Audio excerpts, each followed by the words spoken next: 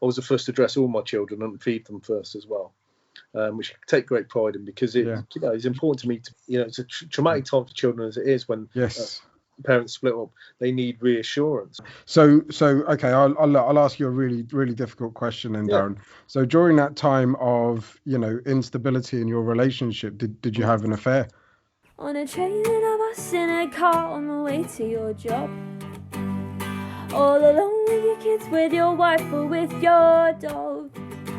You can listen anywhere, you can listen everywhere, to the Philip Maloney podcast. Hi, welcome back to another installment of the Philip Maloney podcast. Carrying on with our series here in regards to parental alienation and domestic violence issues, family court, etc., and all the wraparounds that go with it. I've been very kindly joined by Darren Rolinson. He is a member of the public to all intents and purposes, a person who's reacted through a chat group where I put a call out, and we've been talking on the phone and exchanging messages, etc. And I'm intrigued to hear his story.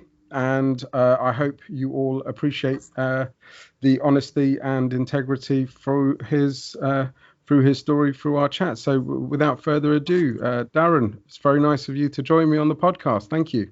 Yeah, it's nice to be talking to you as well, Phil. I appreciate the opportunity to have this platform to talk about my personal story, and also a story that I know that's unfortunately and tragically a systemic problem within our society that the general public aren't really aware of.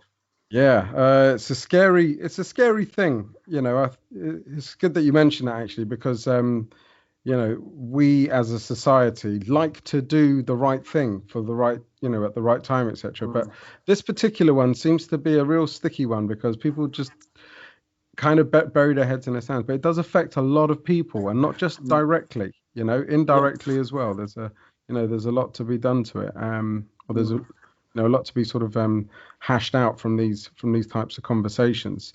So, Darren, like you look like a fairly normal bloke. You're fairly regular going. Quite a kind face, if I do say so myself. It's been said.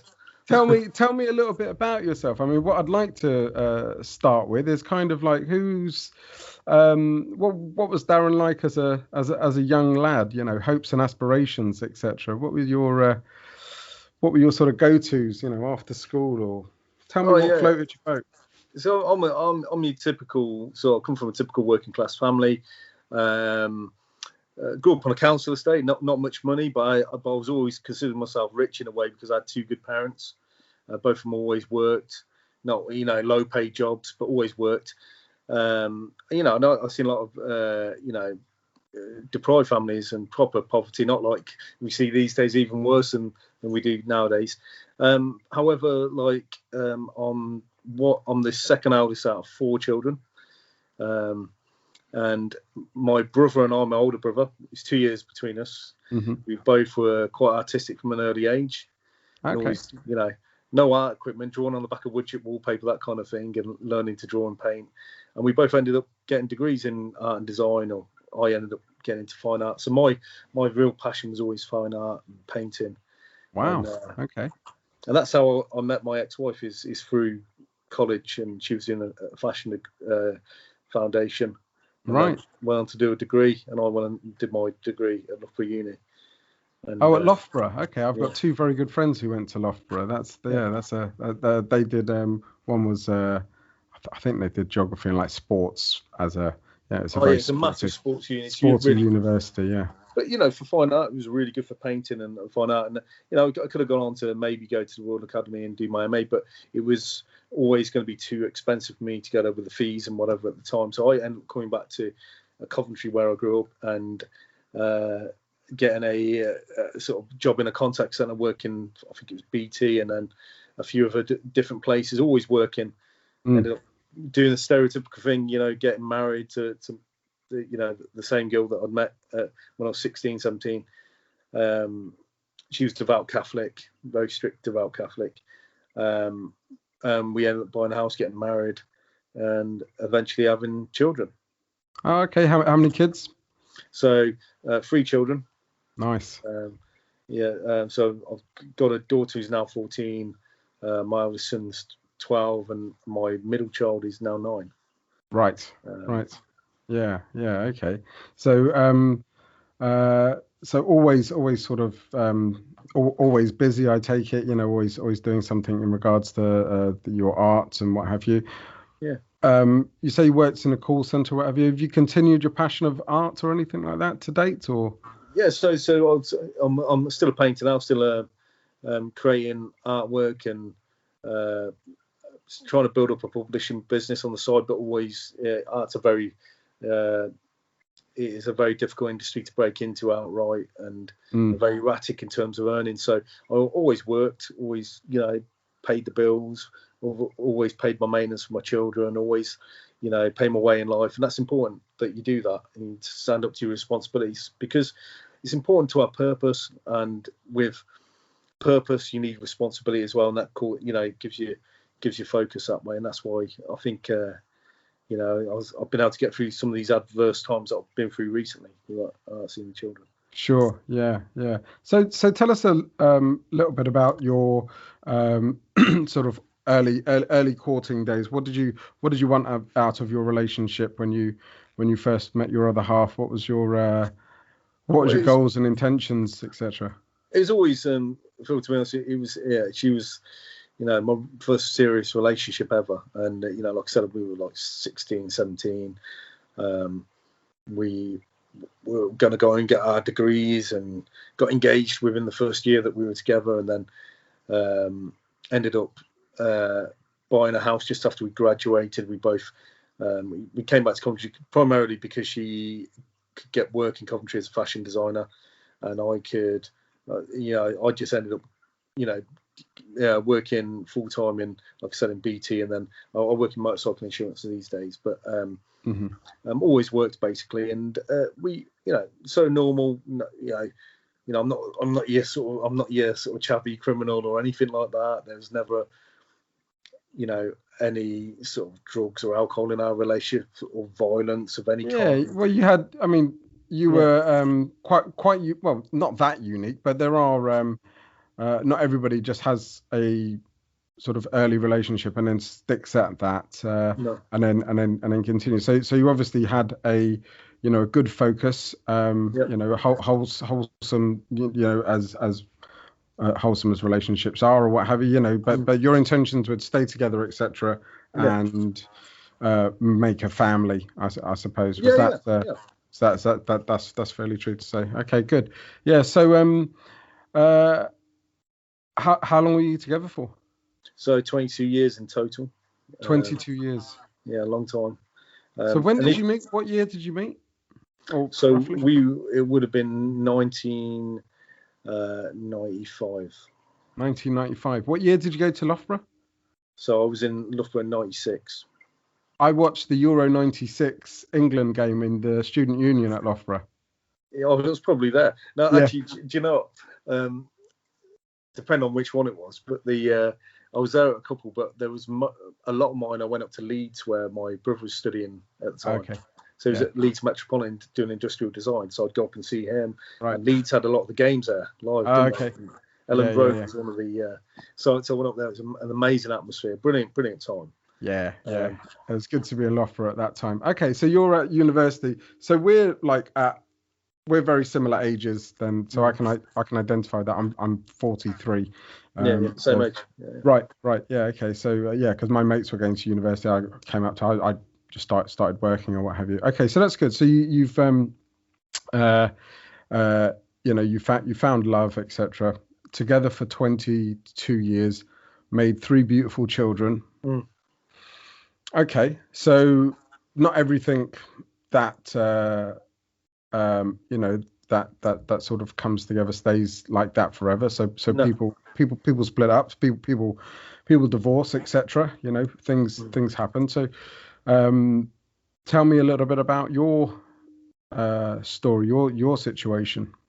So we were I mean, you know, we were happy at times. You know, we'd split up a couple of times over that course of that relationship, but you know, there was a period when we were at uni, we split for 6 months, and then we were together again. And then when we were first trying for a baby, tragically we had a miscarriage, and it led to a lot of stress, and we ended up splitting up again for a year. But then we got back together again, against all odds, really. And and she seemed to have changed in many ways. She was quite a controlling person, always from the outset. Right. You know, but I didn't know whether that was just lack of maturity, and I presume in my head, because I'm always an optimist, glass half full, that one day possibly she would just chill out and mellow out a little bit, and they weren't controlling, because you don't know when you're in these sort of relationships where it's that controlling. No.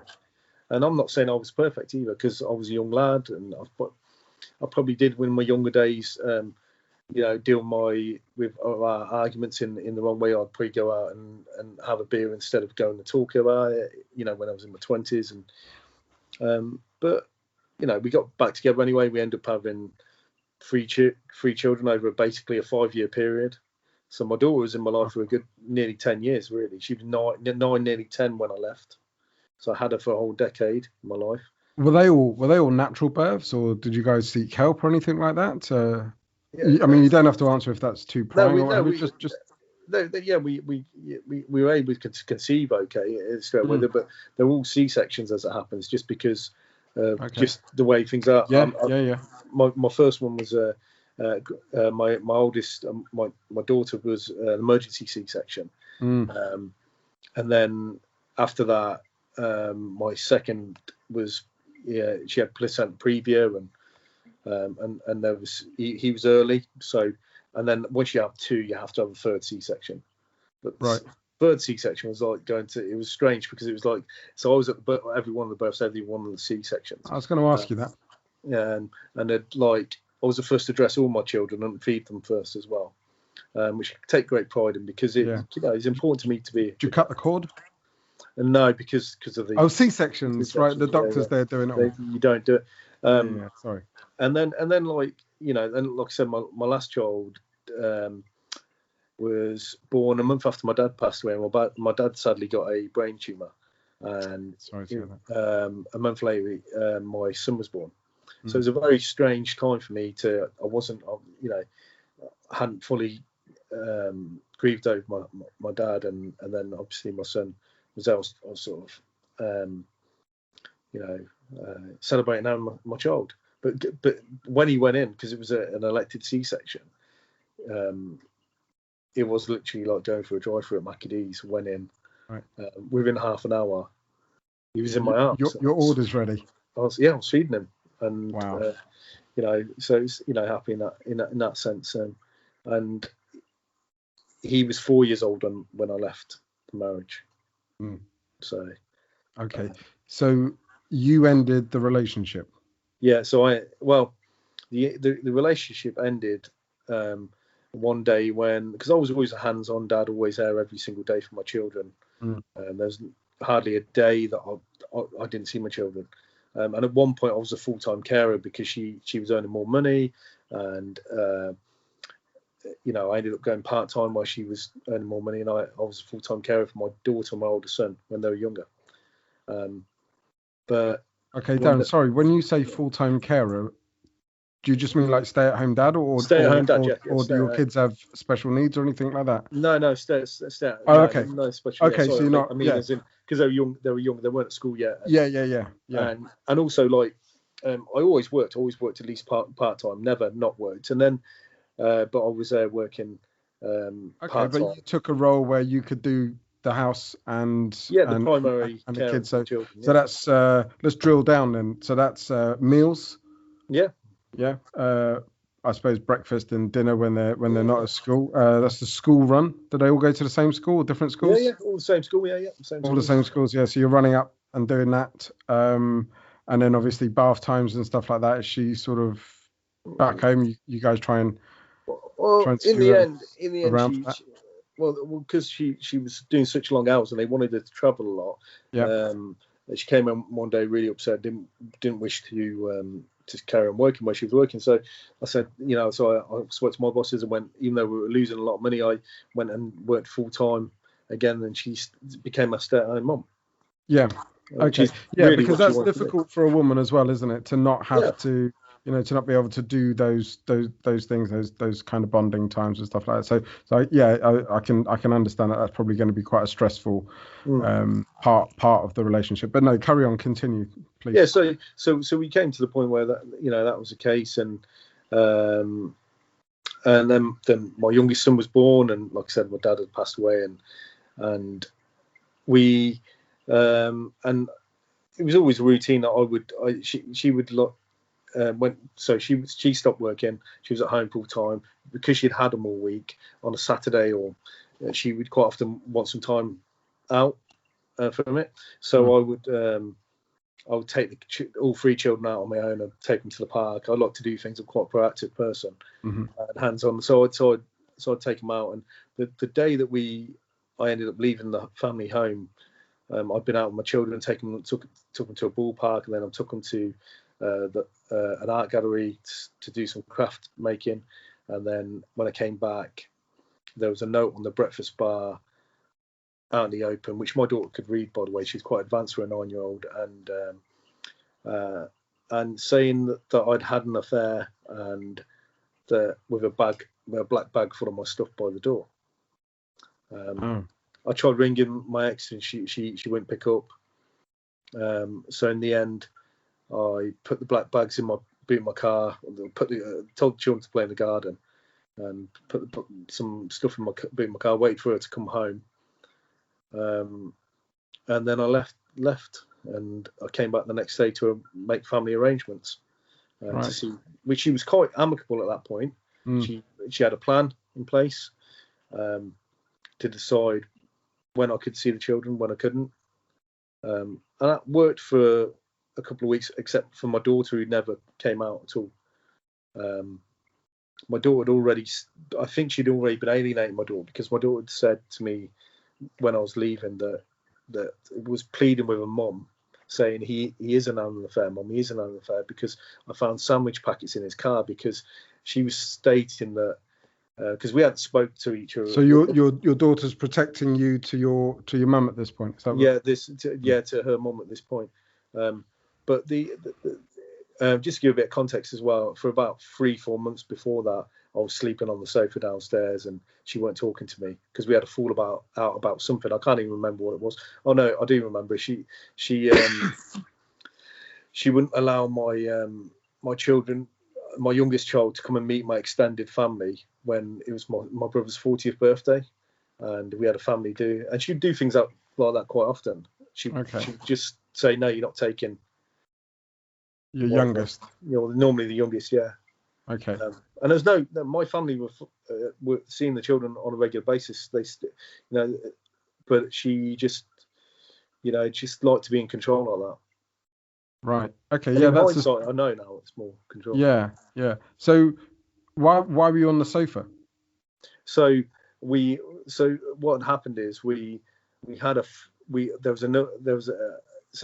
she stopped my youngest from coming to this family get together, and then a week later, 2 weeks later, there was my other brother's birthday, and all the children came with me to that. And then she was ranting and raving at me when I came back with the children. She knew I was going to it, but she didn't want to come. And we had a fallout about that. And then after that, we just weren't talking. Right. She wouldn't accept, because I'd sort of for years I'd always been the one that would always keep the peace and just apologise even though I weren't in the wrong, and I was sick of doing it. Yeah. To be honest. So you'd kind of your tolerance for that. So okay, I'll ask you a really, really difficult question then, Darren. So during that time of instability in your relationship, did you have an affair? No, not at all. No, never. Okay, so that wasn't a legitimate letter. That was something that she had. No, she'd like we'd done a collection for somebody's birthday at work, and there was a receipt from the stuff we'd bought this girl for work. That's the only thing she had. Okay. She would stay was the reason that she thought it. Okay, so 2 and 2 equals 5 sort of thing, or okay, all right. It doesn't matter, but it kind of there's more, there's more to it, really, isn't there? Okay, so progressing on, you've gone where now? Where are you staying? You at friends, family, or hostels? So I've gone to my mum's house, mm-hmm. and at the time my brother and his girlfriend and his baby daughter, who's only 2 years old at the time, were at this small council house. So I was sleeping on the sofa or the floor there. Right. So not the sort of ideal situation I want to be in either. Yeah. But I was coming to, so I started going around to see the children on the allocated times, and I knew because of the way she was historically. I mean, we're talking about a lady that would fall out with her own family at times and not talk to them. I've known qualms in not talking to them for months on end, even her own mum, over silly, trivial matters. Yeah. So I knew that if I was late at one point for a minute, she would jump on it. If I brought the kids back late, I could be in trouble. How did you make your contact arrangements? So at that point, well, initially it was just over the phone on text, and then when I went round to see the children the day after I'd left, she had a written confirmation of the times and dates she had a timetable. Okay, so she'd planned. She'd planned it, so I thought, okay, work for her, sort of thing. Yeah, so it's very amicable, and I thought that's fine. I think at the time it was a Thursday evening. Pick them up, have them for 4 hours, drop them back, pick them up on I think it was a Saturday afternoon. She didn't want me to have them overnight. Drop them back, in the evening or something. No, Saturday morning, drop them back by 3:00 Saturday evening. Yeah. Did the same on the Sunday. Okay. And did that work for you? Was that? Well, I was just happy to go along with it, at that point. Yeah. Because I thought, well, we can build up from there. And I did say to her, plus you're staying in your mum's, at your mum's sort of pleasure, and it's crowded there. Another 3 kids overnight. That could be, okay. So I needed to sort things out. And my brother and his other half and my niece were they're buying a house, so they were going to be moving out in a couple of months. So I knew I'd have 2 rooms then. Mm-hmm.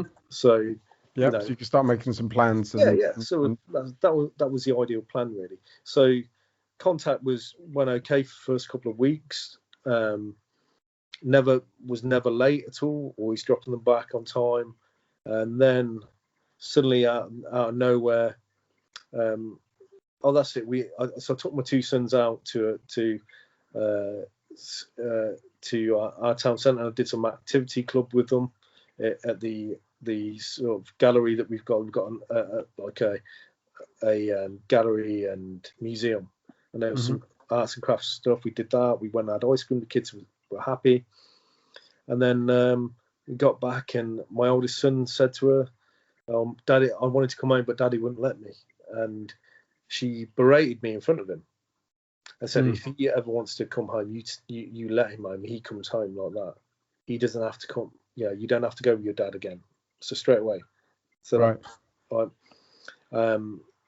after that, he never came out again with me. In fact, when I went round the next time to see them, my youngest son came out with me. He was 4 at the time. And my oldest son, who was 7, just wouldn't even talk to me. So he was 7 at this point? Yeah. Okay. And how long ago was that? So that would have been 2016, about April. Yeah. Right. So 5. Okay, coming up to 5 years ago. Yeah. Right. Okay. So he's a young man now. He's coming up to 13. Coming up to 13. Yeah, in August. Yeah. Right. Okay. Any inklings as to why, apart from that that one incident? I think what it is he wanted to please his mum. He wasn't getting the reassurance from her, and that was enough to knock him off. It's a traumatic time for children as it is when parents split up. They need reassurance, not I tried everything I could. I said, well, why don't you come out and you get your scooter? He had this little scooter he used to like. I said, bring your scooter, and there's a little park down the road from where we lived. I said, you can come down. Your mum can come as well. We can take a walk down the park, 10 minutes. But she just refused to reassure him. She just said, no, I'm not. I wouldn't come down with us. Wouldn't reassure them. He became just completely introverted. Just wouldn't talk to me at all. Couldn't face up to it. He couldn't face up to the situation. Yeah. And he wasn't getting the reassurance at home, and I didn't have access to him to help him, which was really frustrating. Yeah. And before that, a sort of normal, happy, loving relationship? Completely, yeah. Never, always like normal, happy. I would work various shifts, but the children would always wait for me, for bedtime. I'd always do all the bedtimes. They wouldn't go to sleep unless they'd said goodnight to me, and properly had a story from me or something. Some caring, nice interactions. Yeah, and I'd do activities with all of them. I'd go to I'd take them to football on a Saturday morning for kickabout, and I'd take my daughter to netball or whatever activities they've got going on. Whatever they wanted to do. Yeah, so we carried on for another. The next week, suddenly my youngest, you got to think he's only 4 years old. Suddenly starts saying, I can't come with you because I've got a better thing to do. He'd answer the door. So he'd answer the door. He'd say he's got a better thing to do. I'm going with my friend to the park. So she'd arrange things so that he would go and, and then I'd come at the same time again for the next week. And then suddenly you'd say, he is coming. He wants to come. So he'd come along with me. But when the last time he did come out with me at that point, which was, probably coming on for the end of April, 2016, he suddenly out of the blue in the car on the way over to my mum said, you're not my dad, my dad's dead, you're Sienna's dad. Sienna's my niece.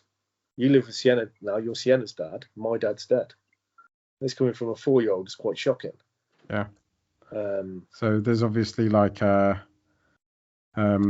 conversations, because 4-year-olds don't just tend to make sort of their own minds up, they absorb, right?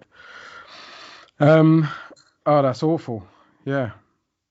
So what do you do about that? So I'm driving to my mum's and I'm thinking, what's going on here? Why is he? And then he's refusing to call me daddy. He's calling me Darren. And my mum, my initial reaction is quite shocking, and she's angry about it. Yeah, you call your dad Dad. You don't call him Darren. Yeah, exactly. That's exactly what she said. Being the nan. And I said to her, look, it's not his fault. He doesn't, And I just said to him, look, I'm gonna tickle you until you call me Dad. And he eventually calls me Dad. Yeah. And we had this lovely day around the park, which I've got some little videos of here and there. Completely normal relationship. Seeing the animals in this little farm and going around this little park, and we're on a joke for each other. It was no different to any other day that we had. Did you feel at that time that you knew that this could be like? I was concerned. Yeah. Did you ever think like okay, I'm going to see him next week, or did you think there's a chance that I'm not going to see that like things are going south? No, I presume I'm going to see him. I mean, because I'm thinking he's only 4. He's going to want to see his dad. Why wouldn't he? And I've never been asked that question, and it's funny because I didn't because I'd never known this kind of this kind of anything like this. Yeah. So how did it all did it all trickle out, or was there like a foot down moment, or? Well, so she'd already alienated my daughter before I'd even left, so she was not even talking to me. Right. Is your daughter the eldest? And she's the eldest, yeah. So she's 9, nearly 10 at the time. Okay. And she's not even coming to the door. She's not around. And then my eldest son, after that time, he didn't want to face up to things. Was not around. Wouldn't answer the door. Wouldn't come. I didn't see him. And when I'd phone him, because I'd try and phone him on a Tuesday as well. I'd try and phone them, and they just wouldn't talk to me. And then Dylan, like I said, suddenly was one of the days he's refusing to come. Next day he's saying he wants to come, but then he's calling me, telling me his dad's dead, and calling me Darren. And we go and have this lovely day around the park. The last time I see him, and we're driving back, and I'm round the corner from where I used to live, the family home. I'm dropping him back at the time, agreed. Yeah. He suddenly pipes up and says, "Oh, Dad, his big brother and my daughter had done something bad to my art studio. I had an art studio at the house in a giant shed at the end of which had a lock on it, which only my ex-wife had a key to, and myself." And I said, "What do you mean, Dylan? What are you talking about?" Well, I'm not naming my son's names for. Yes, thank you. Yeah, but my big brother and my big sister and their cousin had slashed my paintings. I had a 7-foot painting in there, and I had some portraits of the children. And I was like, oh. So anyway, unbeknown to me, so why would a 4-year-old suddenly say that out of the blue as I'm about to drop him back? But then as I pull up to the house, there was a drive, and all my paintings were stacked up in the drive, all slashed and broken. And my daughter stood there saying that her and her cousin had slashed the paintings and their own portraits, and my son. Yeah. That you'd painted. Yeah. So their own portraits. The mum had allowed them or opened the door of the studio for them to slash their own image, which I think is a pretty disturbing thing to do. Yeah, that's bizarre. Yeah, bizarre. So at that point, I documented. I photographed it because I kind of thought, well, I need to document this. And after that, the next week when I went to see my son again, he said he couldn't come out with me any longer because I'm a bad guy. And then sorry, you just broke up there. He couldn't come out with you again because you're the bad guy. Did you say? Yeah, I'm the bad guy. Yeah. Yeah. Right. Is there anybody else involved in this then? Is there a new partner or anything like that? Is there like a sister who or a brother who lends a sort of kind ear to your ex or anything like that? There is. Yeah. Is there some inputs? Yeah, definitely, 100%. So she got one particular sister who would like tells her that everything she's doing is fantastic. Yeah, pretty much. Like she had a breakup with her son's dad and went to court over it, and then he ended up getting custody, contact, and he was the cousin that had helped slash my paintings, who was actually at 14 years old at the time, so quite a bit older than my kids, and his mum was happy him having a nice balanced life with his dad and his new family, but was encouraging and funding my ex to take me to court. Right. Well, I took them to court to get contact. So, but she was always there in the back. Yeah. Okay. So, no, we will move on to that. I just look. I'll take the opportunity now, Darren. Thank you so much for sharing that part of your life with me. That must have been really horrific. I mean, it's sort of it's a bit of a choke up to hear that, really. To be honest with you, pal, that's an awful thing for you to have gone through, and for your children to have gone through as well. That's not good for their development. That's not good for them in any way, shape, or form. To have that as some sort of outlet, it's incredibly irresponsible for anybody to allow that to happen. So how much of a jump forward is it if we talk about you from that moment to sort of getting court orders and things like that in place? So, yeah, it was the following December that I got my first court order. After, so I carried on trying to attempt contact as agreed, carried on with the door being slammed in my face, and I'd walk away until one point where we had a half-term holiday or an Easter holiday, I think it was, and I agreed a week. I booked a week off work. Yeah. And this was all agreed over email and text to my ex, and she agreed it. She said, "Yeah, that's fine. You can come round. You can try and contact, but they don't want to see you. They don't want to see you, but come round every day and try." So I did. And each day, the door would slam in my face, and I'd walk away. And the next day, I'd try again, and on the agreed times. And then eventually, suddenly one day. All right. Okay. Sorry. So would it literally be you walking up every single day during the holidays, doors opened, right? Yeah. Like they don't know it's you, and then like physically slammed? Was that the process? Yeah. So they know it's me because I come at the time agreed. Yeah. And she would open the door, and then she'd open it. Yeah. My ex-wife would open it, and then she would say, "Dad's here." Yeah, Dad's here. Oh, do you want to see him? No. Okay, slam. Yeah. It lasts about 3 minutes. Weeks sometimes for the day. So I don't go on the days that it was agreed. So it'd be maybe 3 days in that half-term week. On the third day, suddenly a strange lady opens the door. A lady I don't recognise. And it turns out it's a new neighbour. One of the neighbours that moved in. And she got abusive to me. Started swearing at me, calling me names. Right. Really projecting at me. I know I didn't know this woman. Yeah. And I thought, well, I can't keep doing this. I had a debate. I went back to my family and I said, look, I don't know what to do here. I don't want them to think I'm walking away from them. I've said I'm trying to see them. I don't want the children to think I've given up on them. I've going to have to go to court. Yeah, you need help at this point. Yeah. And from a naive perspective, I'm thinking the family courts are like any other court in the land. They'll do what's right. I've done nothing wrong. They'll just put an order in place. She'll have to abide by it, and the children get stability in their lives because it's not fair on them. Yeah. Okay. Because at the moment, it's kind of like they've only got one voice.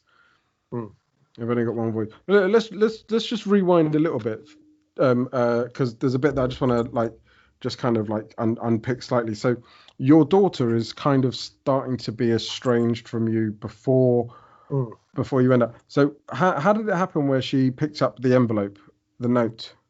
Did she know to go to it, do you reckon? Or did she just run in the house first? Or? I've thought about this often, and I don't think she knew it was there. Right. I don't know.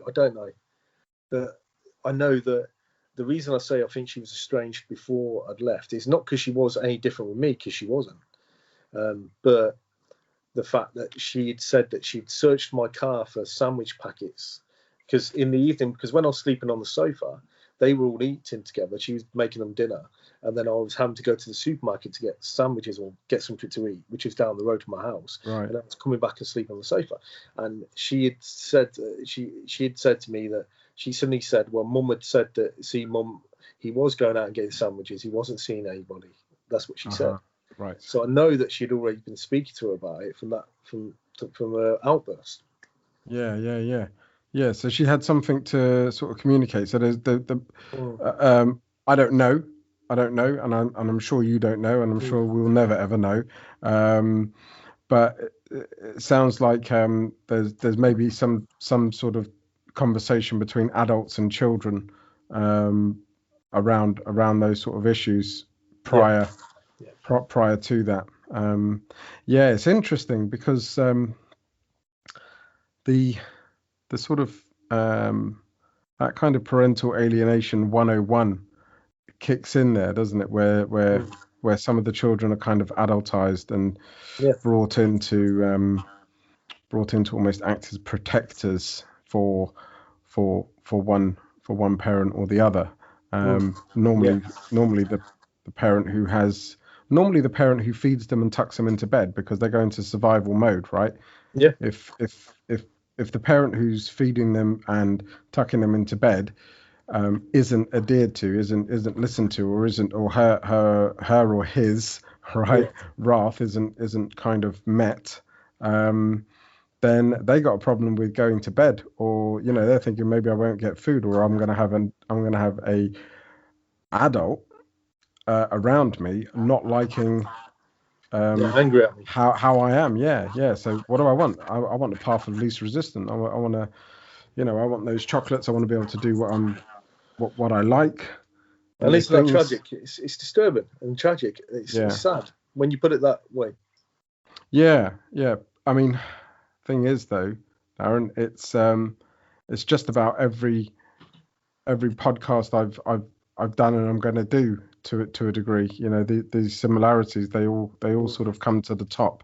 Right. Okay. So thanks for unpicking that bit. We're back now to that neighbour sort of lambasting you. You've gone back to your family now and you're having a conversation. What am I going to do? And you decide to go to court. Yeah, I decided to go to court. I go through the normal application process. CAFCAS. My first interaction with CAFCAS is well, they interview both parents, don't they? And they do all the background checks on everybody, and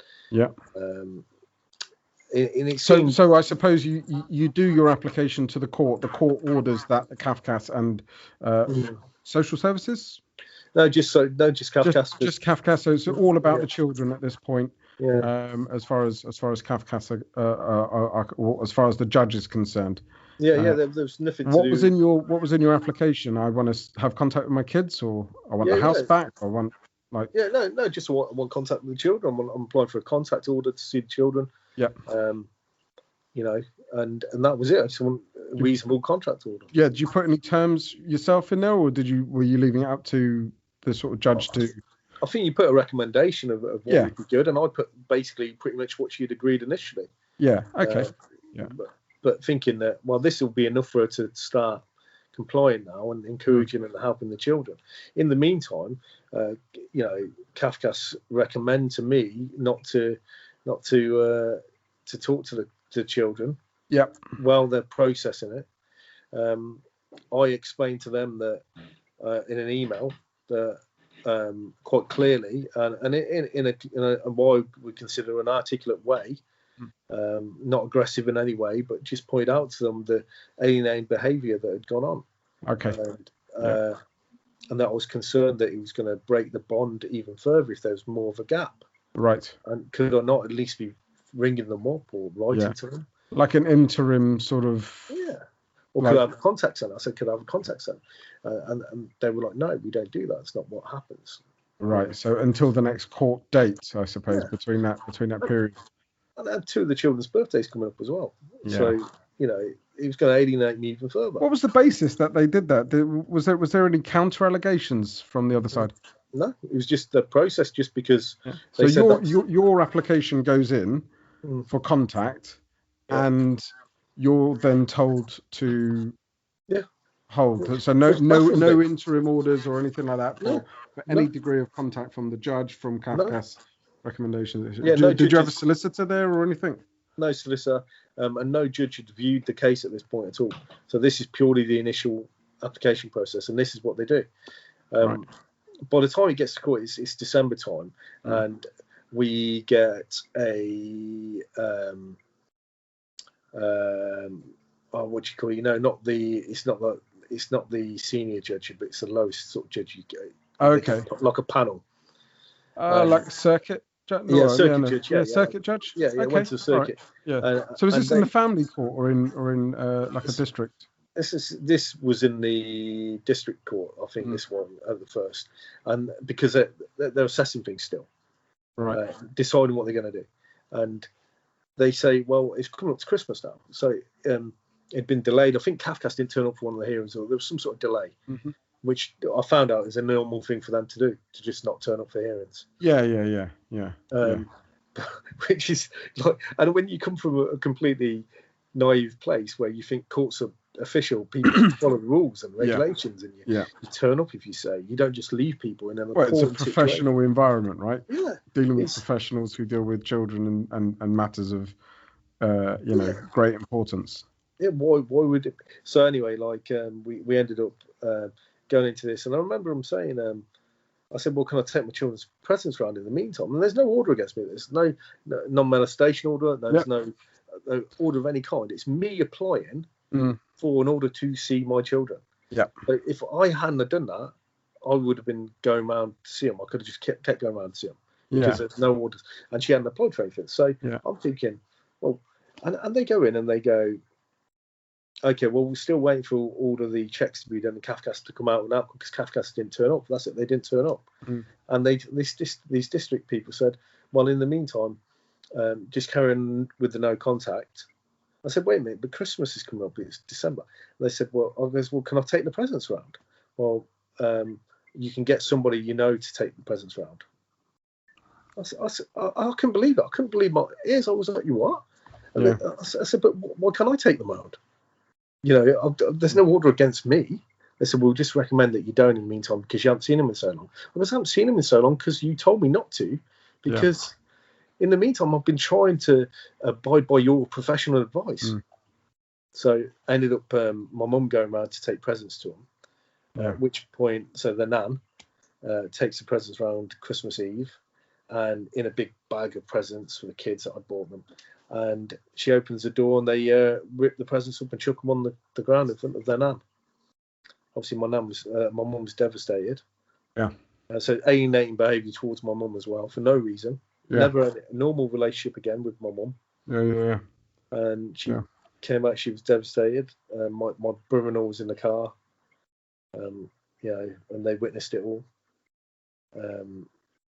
And then we have a final hearing.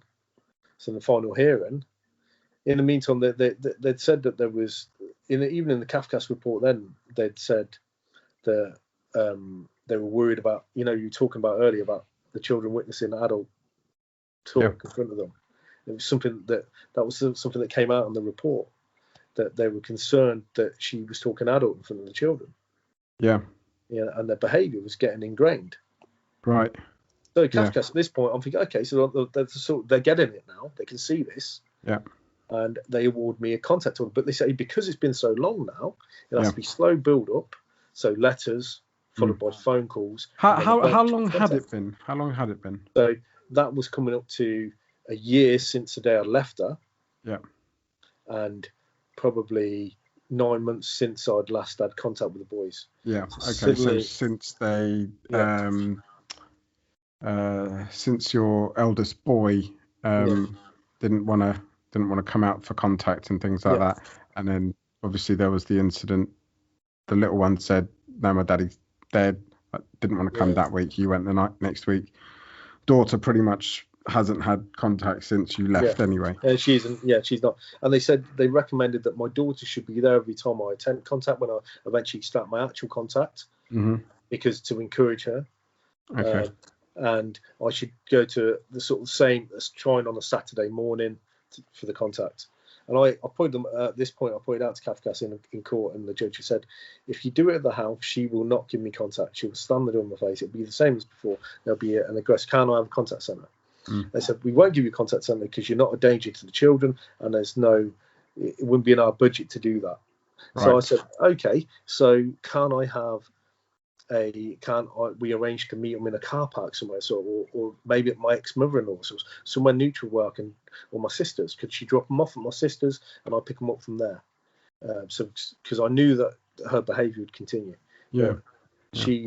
She spoke to my ex-wife spoke to the CAFCAS officer and insisted that it had to be from the home, and she made a recommendation to the judge that it had to be from the home address.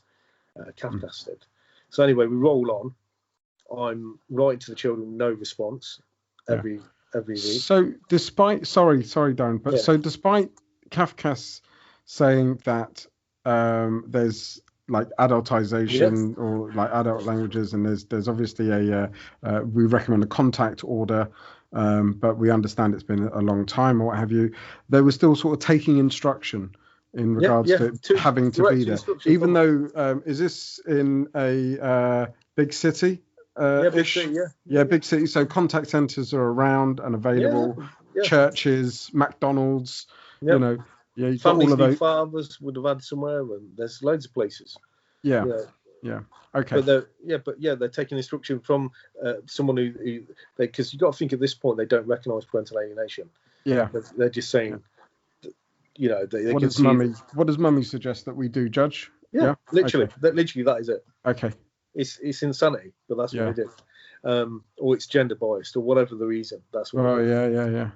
And then they we'll let the audience decide what it is. Well, that's why. Yeah, we can. Yeah, I mean, so I continue to write to the children in the most sort of appropriate for each of their ages, because I've got 3 different children, 3 different ages, so I'm writing each where I have no idea what they're into at that time, because children's interests change so much. I'm trying to write to them every week or so, and or at the agreed times that they ask me to write to them to build up contact. I have no response from any letter, not a single response, until my daughter responds telling me that I'm dead again, that she wishes her dad was dead, blah blah blah, and a really horrific letter. But other than that, I had no response from the boys, no response from her. And then it builds up to a phone call time. So I'm just start making the phone calls once a week on a Tuesday, as per my court order. It's all on the order. The phone calls are met with, at one point, my youngest son asking to speak to me, and saying that he didn't want to speak to me, and then the phone cutting off. Another one, my oldest son wanted to speak to me, and then she's shouting at him saying, "You dare speak to your dad," because I recorded all the conversations. Oh right. Yeah, because I knew what she was like. So who shouted that at your son? My ex-wife. Oh, saying if you dare speak to him. Yeah. All caught on a recording. Youngest or eldest? So my eldest one. The one eldest that had become withdrew and needed some encouragement, wanted to talk to me, and then she was telling him not to. So open alienation on a recording. Some real. Wow. So that went on, and then it comes to the point where it's time to make contact again. So I'm going round again on the Saturday morning. Again, the door slams just as before. As you knew, and you knew it would. And I'd waited 9 months for this opportunity to see them, my own children again, children that I'd had a perfectly normal, healthy relationship with. I'd missed like crazy. I was, to deal, and I'm working in the meantime. I'm representing myself in court, and this is a lot to take on, and I'm desperate to see my own children because I love them. Darren, what happened to that letter and that recording? Well, I kept them, and I ended up having a final here, and then I brought them out there. Okay, all right. Yeah, so, okay, good. So there's. So they. So I'd say to anyone going through this, document everything because you need to. And it's sad to say that, but you need to. No, you have to, yeah. And so it was about 2 weeks into it, and I was getting the door slammed on me each time, and each time, I walked away and just went. It was about Easter time, and I went round again, and the door slams on me again after 2 minutes, and I sort of stand at the front of the hedge in front of the house, and I'm standing there thinking, well, what do I do now? What can I do this? So I text her, and I said, look, to my ex, I goes, can you please comply with the court order? Otherwise, I'm going to have to go back to the court again. I don't want to have to do that. Can you please encourage the children? That was a text. So literally word for word what I said to her. Yeah. And then I leave, and I go on to having an afternoon in the park with my nephews, because my nephews are the same age as my boys, and my sister and my family, a normal family day, because I'm a normal family guy. Yeah. And about 9 o'clock that evening, I get a phone call from a police officer saying to me he had a complaint from my ex saying that I was aggressive to her and sent her some sort of aggressive text. I'm kind of shocked by this. I'm like, what are you talking about? Yeah. He says, well, no, that's it. No, he calls me up and he says, I know you've got a court order, but can you please stop trying to go around to see your children? It's from a police officer. The police officer said that? Yeah, police officer says this to me, right? And I said to him, excuse me, sorry, officer, what are you talking about? Well, I understand you went round there earlier and you've seen your children, and if you continue again, then you're gonna have to come to the station and speak to us. I said, I'm sorry, but professionals have given me a court order. Child professionals give me a court order for a reason, because it's for the benefit of my children's well-being. Yeah. So I will be going around again. Yeah. So the police officer, like, yeah. So on the basically, phone? a veiled threat. Yeah. On the phone. So So he phoned me. Yeah, I know. I presume that was recorded as well. Well, I didn't have a chance to record that because he just rang me out of nowhere. Okay. Right. Right. Because I've never had any. I've never spoke. To be honest with you, I've probably never spoke to a police officer in my whole life. Yeah. Because Yeah. you know, it's not the world I've ever been in. Yeah. But I was just shocked. I was taken back by it. Yeah. So so as far as you're concerned, he straight away was like batting for your ex. No reason. Even though he knew I had an order to see my children. Yeah. So, you know, I said, this isn't even a matter you should be dealing with. I said to him, because obviously I'm not a stupid guy. I've represented myself in the family courts. And I know, he should be encouraging the court order. I should have been calling him. Yeah. But anyway, that was that. So he puts the following week. Again, the door just slams. Nothing happens. That week I hadn't texted that week. He just suddenly rings me, the police officer. Anyway, 2 weeks later, a police officer calls me again after I'd sent the text, the text I said earlier, because I said to him, "Can you please start complying with the court, or I'm going to have to go back to court, and I don't want to have to do that. Can you please encourage the children?"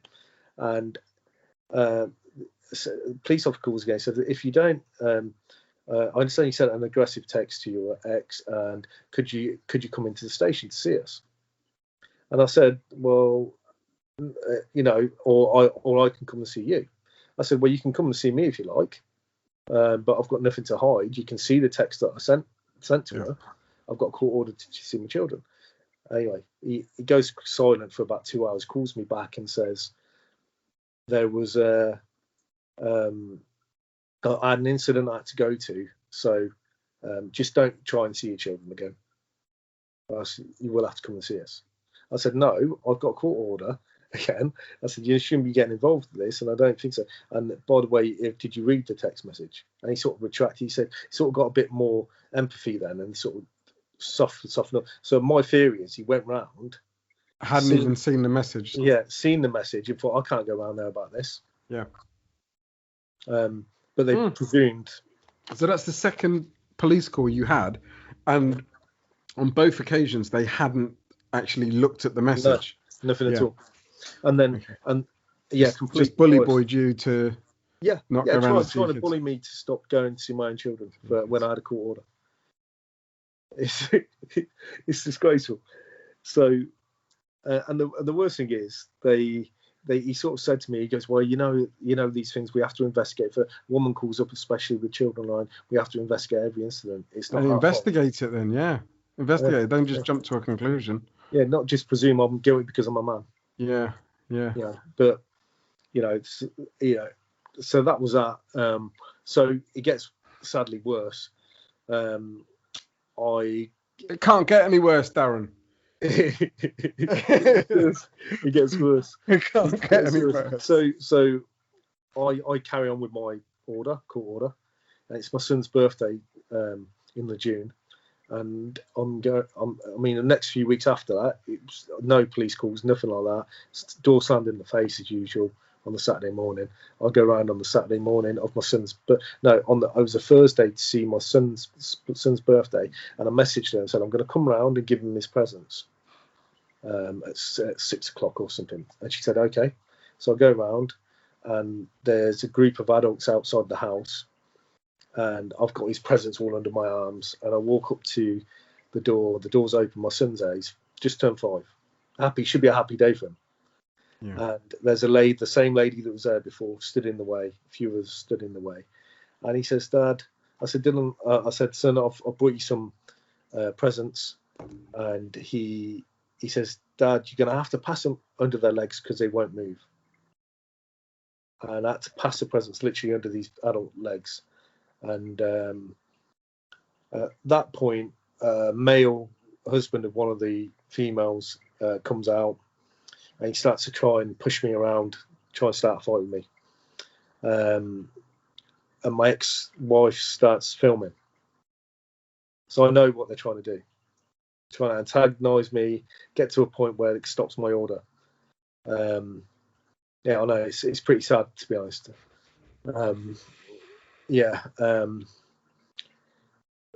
yeah, keep yourself together. And I kept my cool, and I then immediately sort of got my phone to film back, self-defense. Yeah. And my eldest son was come out, and they were trying to kick me. And I ended up walking away, backing off from this guy, and I walked back and I told him that I had a court order. Why, you do realise I've got a court order to see my children? And this guy said, no, you don't get to see your children anymore. You can go and F off, and you shouldn't be in. Don't come on this road again. I don't give a F about your court order. You don't get to see your children anymore. You've left the family. And my daughter's crying as well, and he's saying, look what you're doing to your poor, and my daughter's name, your poor daughter. Yeah. And I drive away. I'm shaking, literally, mainly from shock and anger, because obviously I wanted to react to this guy. I said to him, it's none of his business. Keep out of it. How many adults were there? There was, I think there was three women and this guy. Yeah. So I don't know if there's any other guys inside any of the houses, but yeah. So of course I'm concerned. So this is the first time I called up social services. So I'm worried about my children's well-being at this point. Yeah. And to have to witness a scene like that, but they said they would investigate. They called me up at work the next day to tell me that they're not going to take things any further because they've called up my ex and everything's okay. So they called up the alienator. That was their investigation. Yeah, everything's fine. Thanks. Yeah, everything's fine. I then carry on. I came around again the next week as planned again. And then she applies for a variation in my court order. So it goes back to court again. And I get told in the meantime, stop going round, while we go back to this court. Yeah. And we go into the court, and a CAFCAS officer I've never seen before comes up to me and says, we're going to apply for a, what do they call it again? A guardian. When they have they appoint a guardian for the children. Okay. And I said, what's going on? Well, she goes, and she was the first one to use parental alienation from me. She said, I'm really concerned about the well-being of your children. I feel like they've been alienated because the letter I've just read that your ex-wife has just given me, that was from my daughter, is disturbing. She said. Yeah. I said, well, can I see it? And she said, no. Okay. Anyway, so I thought, well, okay, they're going to finally help me here because I need help. And we went in. They said, okay, well, we're going to appoint this guardian and this solicitor. So we'll have a solicitor and we'll have a guardian. He's a CAFCAS officer who had really originally done the original report, which gave me the contact order. Yeah. I thought, okay, well, I know who she is. She gave me the contact order before. She could see she's not complied. She said she'll interview you both. She'll interview the children on a regular basis, and then we'll get to the bottom of it. We'll have a final hearing. So that was in the May time that happened. The CAFCAS officer called me up for an interview in the July. She said to me that she was concerned that the children's negative behaviour towards me was heavily ingrained in them now. So far that it was going to be very difficult. They'd need psychologists and all sorts to help them now. So she knew that they'd been alienated. But she hadn't actually interviewed or even seen my children at that point. In fact, she didn't go and interview or see my children until the October. So in the meantime, I've got no contact with them at all again. Yeah. I then go into another interim hearing with another judge who says he berates my ex because he said to her, "Why aren't you encouraging things? If I see you in my court again, then I'll make sure that the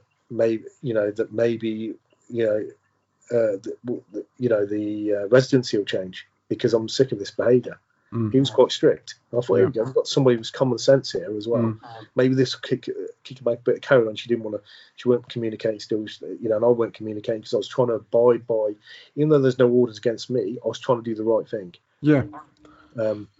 So we're talking now from the original court order that the last attempted contact I'd made was before the May 2017, because I stopped once the variation went in, because I was going along at the agreed times. I don't want to be the bad guy.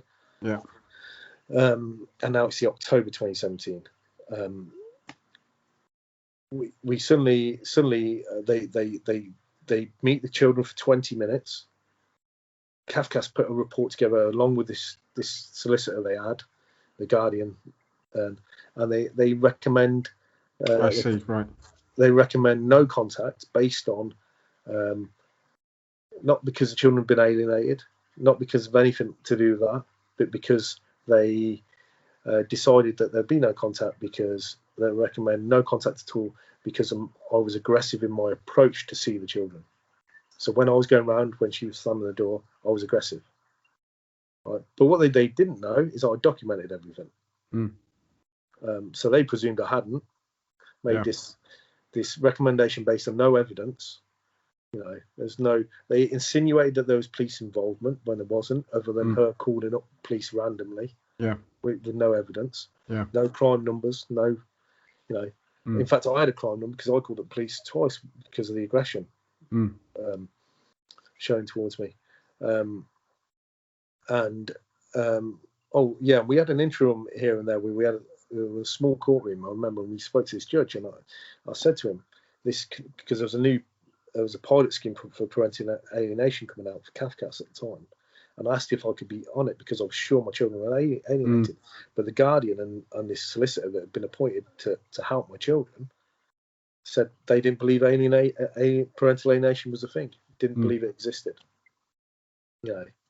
I cited loads of reports that had been done, loads of studies, but they just said no.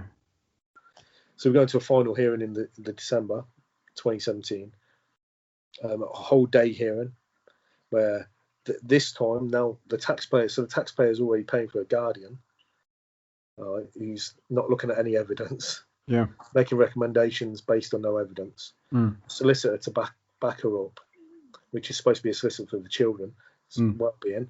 I even said to him, I said to the solicitor, I said, if you're for the children's well-being, how come you're not looking at any evidence-based stuff? Surely that's your responsibility. Yeah. So he just has to do whatever the Kafkas tell him, because they're the child professionals. Right. But I see that as void of responsibility myself. Yeah. You're accountable for your job, not what they tell you to do. You're not. Yeah. Surely you're not the caretaker. You're there to use independent thought, not a collective thought. So we're coming up to this final hearing, and of course you have to submit what you're going to submit, your evidence-based stuff, and you have to put it in a big file. And I was the bundle. A bundle. So I put this bundle together, and I've got, because I know they won't accept recordings in for some bizarre reason they won't listen to a recording. So you got transcripts. So I transcribed every single phone call that I'd recorded. Yeah. I'd done. I had photographs of the stills of when they were attacking me, trying to see the children, and all this other evidence. Anyway, and I'd gone through the Kafkas report bit by bit and pointing out the language that they had transcribed themselves from my own children, saying that they wanted to see me. They were saying literally, they never said they didn't want to see me, not once in any interview, not directly.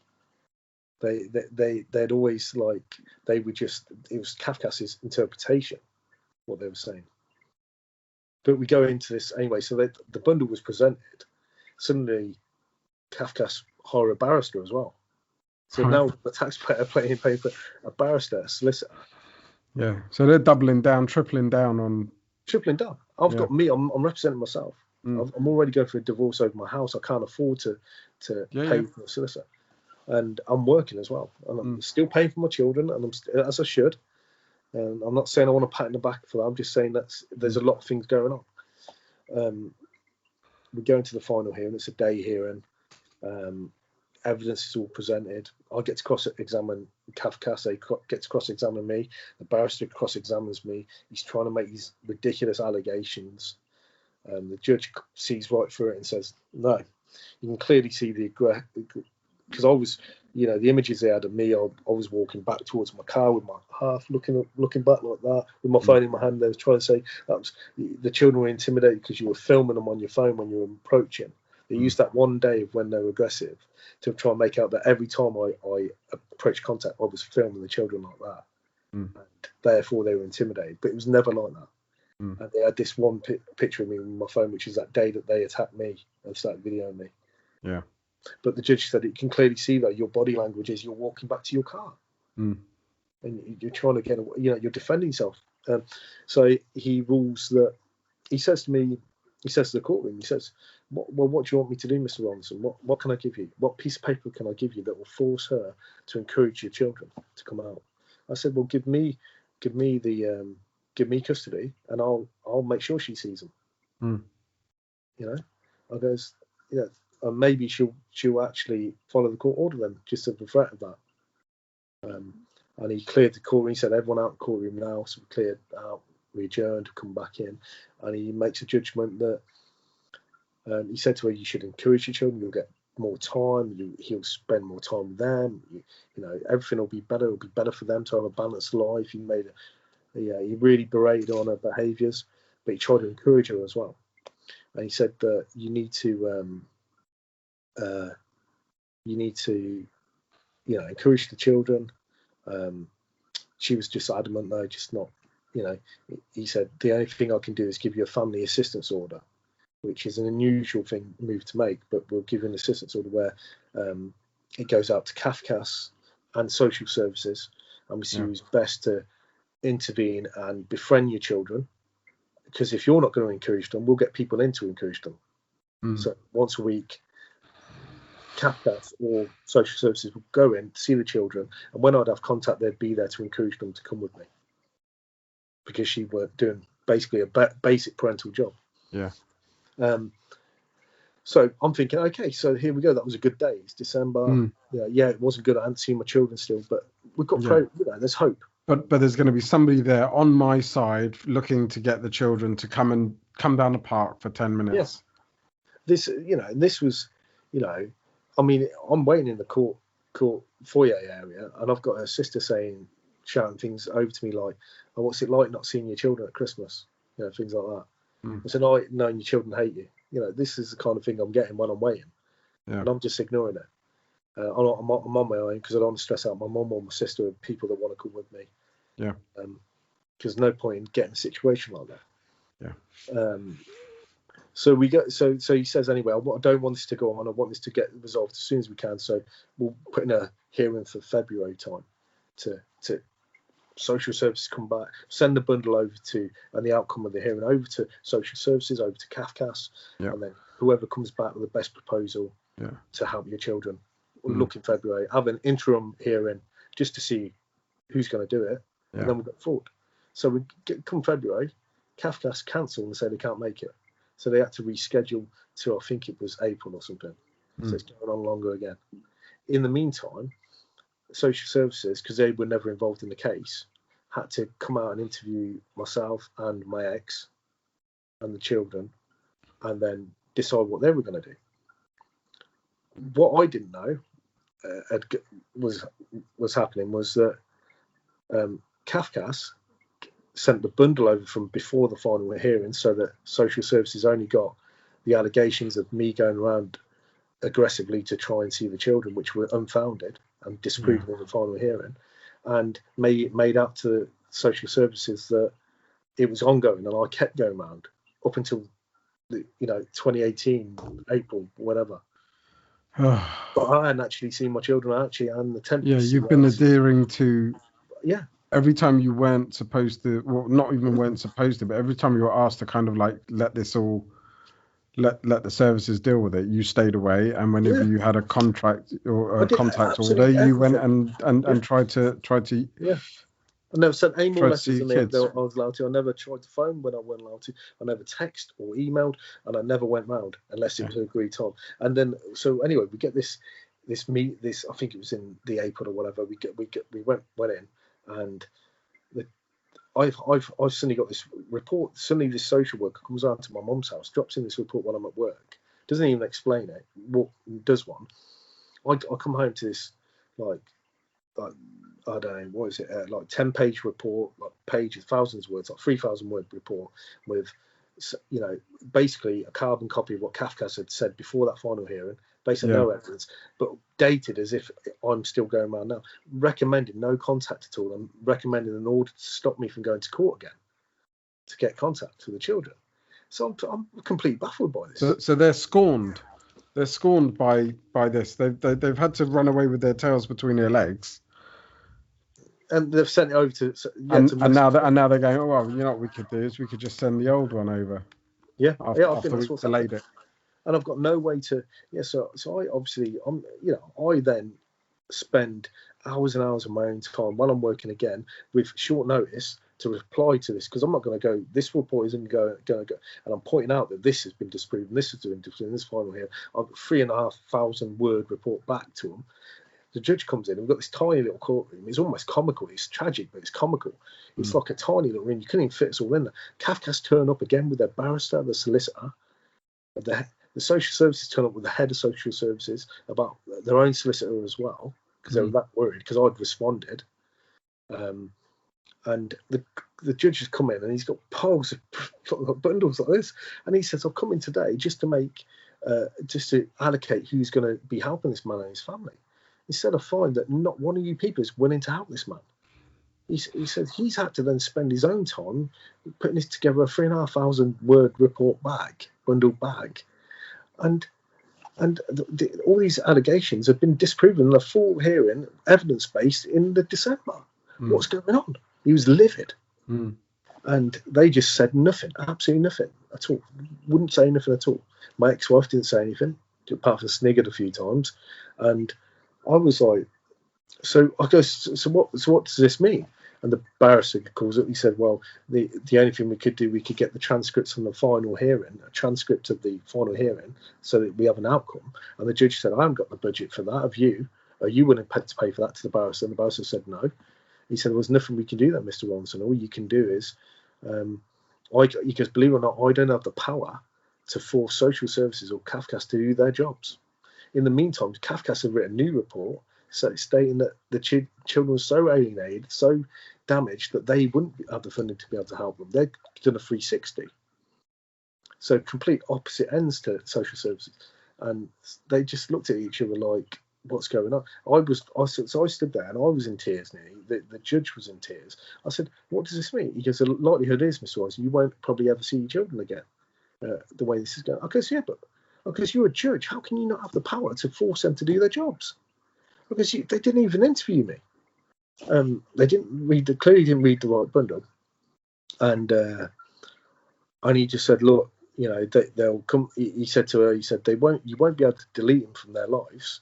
They'll hear things in the playground. They'll know he exists. They know his family exists.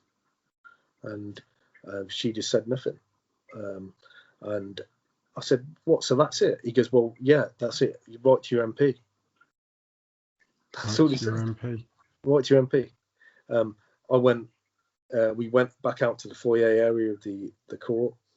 Social services and Kafka went straight over to my ex-wife as if they were congratulating her. And I just walked out the courtroom on my own. I then proceeded to write to my MP, Clean Fletcher MP, who's been absolutely fantastic, brilliant help. After a while, she got back to me, I think it's a couple of months later, and got me an interview with the head of social services who was there that day.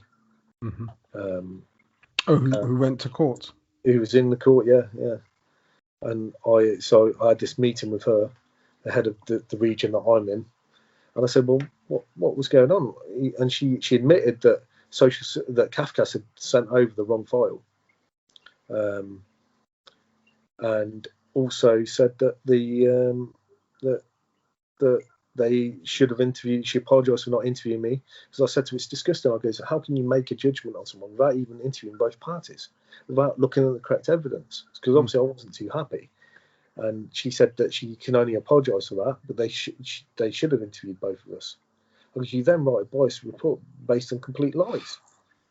She goes, well, that wasn't their fault because Kafkas had given the wrong information. Completely no responsibility. They don't take any responsibility.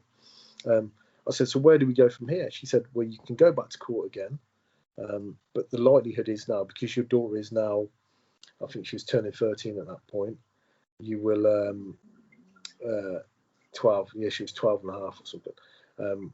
She said the likelihood is that we would, because we now recognise parental alienation, but just by serendipity or whatever you might call it, their only expert in parental alienation happened to have been a neighbour, an ex-neighbour of mine that used to live next door to my ex-family home, and they knew who I was because they used to see me going to the park with the kids, taking them around the kids.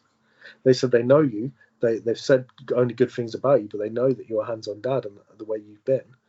But they can't get involved in the case because they know who you are.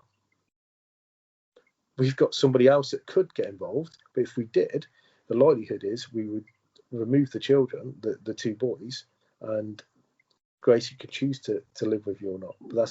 But we would put them in care first, in state care first, and then eventually allocate them to you. You wouldn't want that for your kids, would you? So what could I do? I had to, and that was my last interaction with the whole thing. I've had to seek counselling since to try and help myself to accept the loss of my own children. In the meantime, the judge still alive and living down the road. Yeah, they're living down the road. The judge said as well that the order to stop me from going back to court, he chucked that out straight away. He also said that he would just continue with the interim arrangements in the meantime, just keep writing to them, try and build up contact that way, keep sending them gifts. There's no order against me going around or anything like that because there never has been. So technically, nothing stops me. Yeah. But equally, I've got no order to make her comply with anything. And if I did, the threat of my family, my children being split up with each other is just too much. For as damaged as I'm sure they are, and my mum is heartbroken not seeing her grandchildren, and my brothers and sisters and my nephews, and for myself as well, to accept. And this is because we all know about how hard it is for some dads, especially dads or any alienated parent, because I know it happens to mums as well. To be able to accept the loss of their own children it's an impossible task almost. No. Yeah. But you have to, and I've had some really dark days, but you've got to try and remain resilient, remain focused on being the best person you could possibly be for the day that you don't get the time back, and it doesn't make it feel any better. But you can. You need to remain to be that bigger person always. Yeah. That's what it's a choice. You've got to make that choice. I'd say that to any parent out there if they're going through this, is they've got to choose to try to be the bigger person. Choose to stay, keep your head held high and keep doing the right things. I send my children gifts. I write to them. Recently, my daughter wrote to me. She's turned 14. Asking me for permission to change her name. The alienation's going on. She's really articulate for her age, doing well, but she dismantled my personality in the last letter she sent me. It nearly crushed me, and then at the end asked for permission to change her name, which I denied. And I just pointed out that she needs to. With time and with life, it'll create more empathy and more understanding, and hopefully one day she'll be able to reconnect with me. And I'm always going to keep communicating, keep writing to them. Yeah. But if you don't I'll never get a response back. I send my gifts, I don't get a response. I write letters to my boys, to her, no response. That was the first time my daughter responded in 4 years. Yeah. Yeah, Darren, that is like heartbreaking. Absolutely heartbreaking. And the only saving grace in this story is you, mate. Is your strength, is your ability to sit here and discuss it. And I truly, truly hope that that this goes some way. This these continued efforts go some way for people to, for it to prick their ears up and for them to listen and actually just go, oh shit, this is not a situation where it's like your fault, Darren. There's no smoke without fire, mate. You've obviously done something wrong. You've obviously shagged around. You've obviously been a bad dad. You've obviously hit a kid. You've obviously done something. Yeah. So you deserve everything you get, because otherwise judges are not going to just turn these things out of court. And the bottom line is, the truth is, the family courts and this level of judgment, but this level of control over people's lives is astounding. Yeah. And it's wrong. And there's children who are being savagely abused mentally by this. And that's part of the acceptance. And the thing is, when I was talking about acceptance and accepting the situation of losing your children, that's tough. That is tough. But the acceptance that your children are being emotionally abused and you can't do anything, because you'll do anything to help your children. Yeah. And there's always going to be people like my ex out there. Right. And I always say this, and I've never said I don't go around, even to my own family, I don't go around calling her names or anything like this. I don't need to do that. I don't have to carry that weight. That's for her to carry. That's her choice and her decisions. But there's always going to be people like that. And,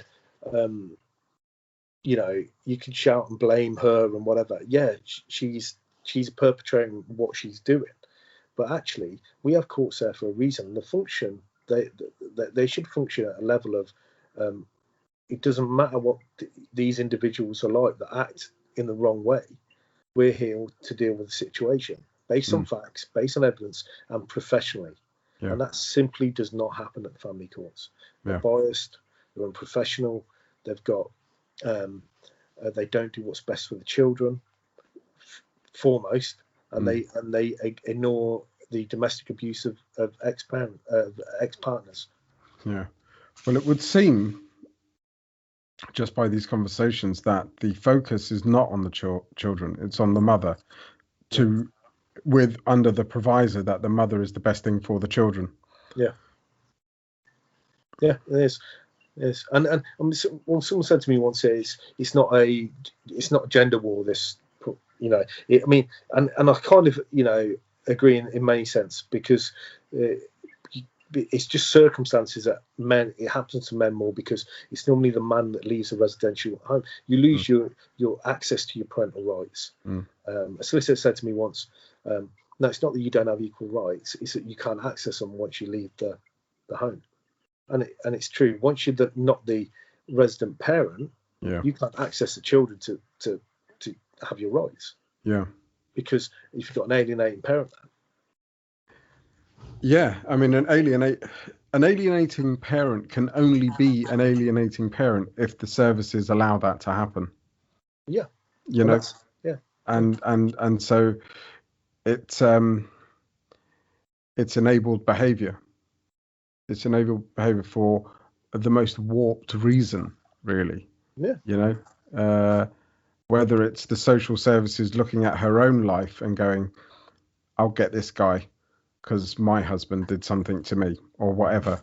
Do you know what I mean? Or another person sees their own situation unfolding at every court case, and every, maybe they're so compassionate for that reason. I don't know, because it's not from a position of professionalism or strength to be able to say, well, here's the evidence, I'm going to act on that, even if it means that this lady is wrong.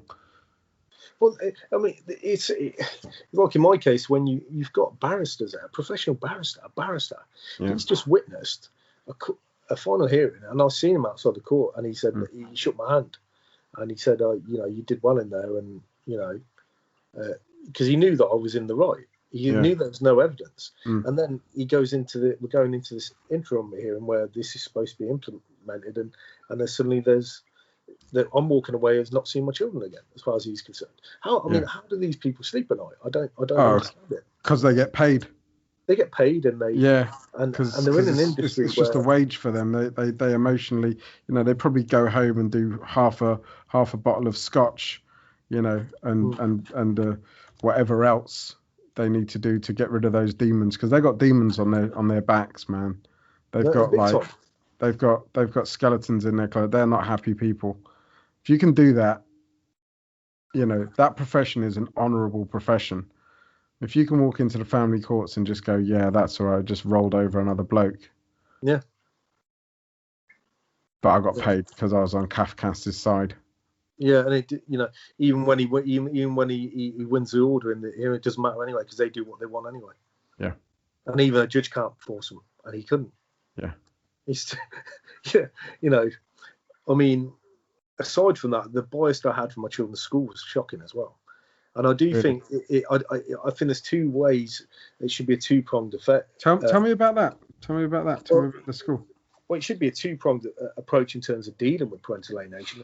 Partly the court should be sufficient enough to deal with these individuals that act in this way, but also the reassurance from the school needs to happen as well. So my first interaction with the school after I left my ex-wife was, and bear in mind I was still seeing my children at this point, or two of them, was a celebration of work afternoon in his school, in my 4-year-old's school, and I went in to see his work. You know, and I'd been on school trips with him. I went in to see his work.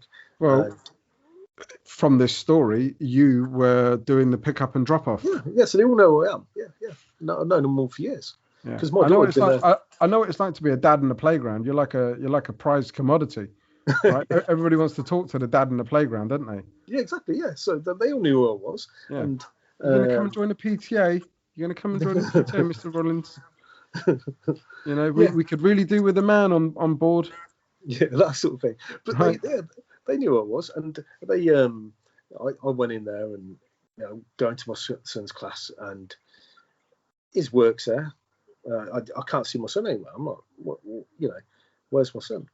And my ex-wife had already been in earlier that day. I seen her name was signed in, and I went at a time that was different because I thought that'd be the amicable thing to do. Yeah. And they said, and this teaching assistant's panicking because she can't see him. She goes, "Oh, I can't see him either." I said, "Well, where is he?" You know, I'm thinking they've lost my son here. And next minute, the head of the infant year comes over to me, and I knew her well, and she said, "Oh, you're right, Darren." I go, "So okay," and she goes, "Well," and she had a different tone about her. That's it. She said, "You're right, Mr. Rolinson," and she'd normally call me Darren. She goes, "Right, Mr. Rolinson." I goes, "Yeah." I goes, "Where's my son?" Well, his work's here. If you want to look at his work, it gives me a part of his work. He's 4 years old. He's little drawings and things. I said, "Yeah, but I've come to celebrate the work with him, so he knows that I'm seeing his work." Oh well, Mum's taking him out into the yard through the other side door. It'd be better if you don't go. Well, was this during school time? It's not even an after school thing. This is during school time. So he's at school. He's at school, and I said, "Well, can you get him back in here, please? Because he's in school. I've come to celebrate his work with him." No, we won't get involved in anything like that. But you are getting involved in it. Yeah. You're getting involved in it by letting him go out with his mum. Yeah. So I walked out of that school, like, at that point, like, you know, a little bit sort of like mystified as to what's going on. I know. Next thing happens is none of the school reports come through to me. And, you know, this is all during the period of time that I started aiming to go for the court orders, and then during the time that just when we were approaching up to the final hearing, there was it was after that point.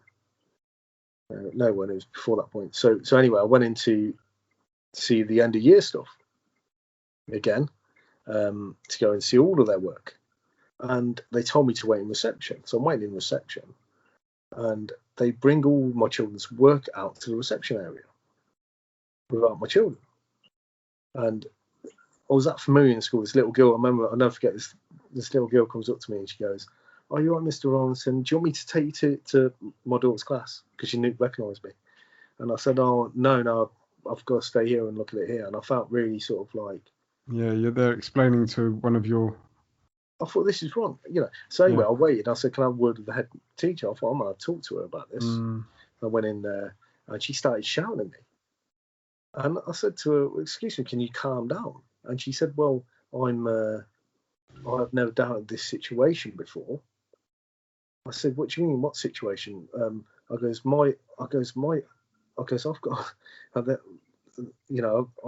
gotten all to see my children.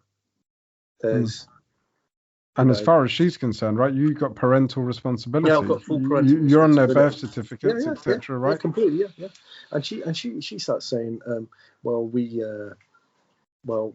asked the children, and they said that they don't want to see you.